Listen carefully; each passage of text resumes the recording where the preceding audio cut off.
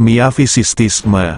Miafisit, kadang-kadang disebut henofisit, adalah kristologi dari gereja-gereja ortodoks oriental. Menurut Miafisit, dalam satu pribadi Yesus Kristus itu, keilahian dan kemanusiaan dipersatukan dalam satu kodrat atau hakikat atau fisis. Kedua kodratnya dipersatukan tanpa pemisahan, tanpa pembauran, dan tanpa alterasi. Menurut sejarah, umat Kristen Kalsedon telah menganggap bahwa miafisit secara umum dapat diterima sebagai suatu penafsiran yang ortodoks, tetapi mereka tetap merasakan miafisit dari non-Kalsedon sebagai suatu bentuk monofisit. Gereja-gereja ortodoks oriental sendiri menolak penggolongan tersebut. Mereka lebih senang disebut sebagai non-Kalsedon. Sejarah. Istilah miafisit timbul sebagai tanggapan terhadap Nestorian, karena Nestorian berakar pada tradisi Antioquia dan ditentang oleh tradisi Alexandria. Maka umat Kristen di Syria dan Mesir yang ingin menjauhkan diri dari ekstrim-ekstrim Nestorian dan berniat mempertahankan integritas dari posisi teologis mereka mengadopsi istilah miafisit guna mengekspresikan posisi mereka. Reaksi atas Nestorian adalah monofisit, yang menekankan bahwa Kristus hanya memiliki satu hakikat tunggal di mana keilahiannya menelan kemanusiaannya selayaknya samudera menelan setetes cuka. Pandangan ini disebut Eutikianisme. Baik Nestorian maupun monofisit dianggap sesat, tetapi pandangan gereja masih terbagi-bagi dalam hal cara manakah yang terbaik untuk merumuskan tanggapan atas ajaran-ajaran bid'ah itu. Karya Kyrillos dari Alexandria merupakan dasar dari pandangan miafisit. Dia berbicara tentang 1. Mia, hakikat dari inkarnasi sabda Allah, bahasa Yunani, miafisistu theologo sesarkomene, dan tentang kesatuan menurut hipostasis, bahasa Yunani, henosis kat, hypostasin, atau kesatuan hipostatik.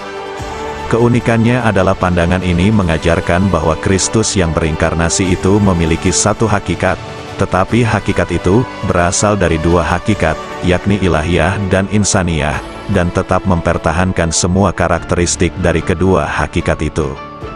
Sekalipun demikian, para penentang ajaran miafisit menganggapnya tidak lain daripada monofisit. Tanggapan alternatif, yang akhirnya menjadi dogma Bizantium, adalah diofisit. Ajaran ini menyatakan dengan jelas bahwa Kristus memiliki dua hakikat dan menekankan bahwa kedua hakikat tersebut tidak tercampur baur, tanpa perubahan, tidak terbagi-bagi, tanpa pemisahan. Kristus sepenuhnya adalah satu pribadi, bahasa Yunani, hipostasis. Tetapi penganut miafisit menilai ajaran diofisit mengarah pada Nestorian, karena ungkapan dua hakikat dianggap menyiratkan pembagian atau pemisahan. Konsili Kalsedon tahun 451 kerap dipandang sebagai titik awal percabangan Kristologi, karena konsili ini mengadopsi diofisit. Akan tetapi, karena sebagian besar gereja di Syria dan Mesir yang menganut pandangan miafisit menolak keputusan konsili itu, maka kontroversi tersebut menjadi suatu masalah sosiopolitis utama dalam Kekaisaran Bizantium.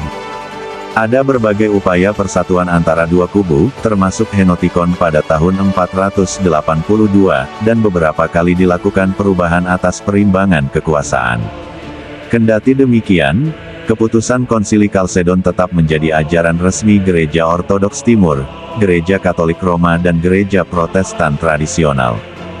Gereja-gereja Ortodoks non-Kalsedon biasanya dikelompokkan bersama sebagai Gereja Ortodoks Oriental. Selama beberapa tahun terakhir, para pimpinan berbagai cabang gereja ini telah berbicara mengenai perbedaan-perbedaan dalam kristologinya masing-masing yang tidaklah se-ekstrem pandangan yang dianut secara tradisional. Pandangan lain. Telah banyak dibicarakan mengenai kesulitan-kesulitan dalam memahami istilah-istilah teknis bahasa Yunani yang digunakan dalam kontroversi-kontroversi tadi. Kata-kata utama adalah ousia, esensi, fisis, hakikat, hypostasis, realitas konkret, pribadi, dan prosofon, topeng, pribadi. Bahkan dalam bahasa Yunani sekalipun, makna dari kata-kata tersebut saling tindih-menindih. Kesulitan-kesulitan ini bahkan makin bertambah bila mana istilah-istilah teknis tersebut diterjemahkan ke dalam bahasa-bahasa lain. Dalam bahasa Syria, fisis diterjemahkan dengan kata kiana, dan hipostasis dengan kata knoma.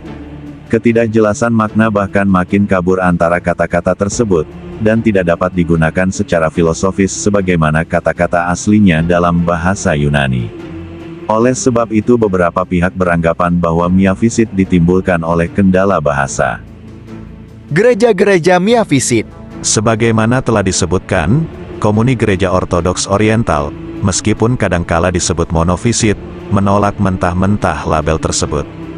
Komuni ortodoks oriental mencakup gereja apostolik Armenia, gereja Syriak ortodok, gereja ortodoks Syrian Malankara dari India, gereja ortodoks Koptik, termasuk gereja ortodoks Britania yang berada di bawah Patriark Alexandria, gereja Tewahedo ortodoks Ethiopia.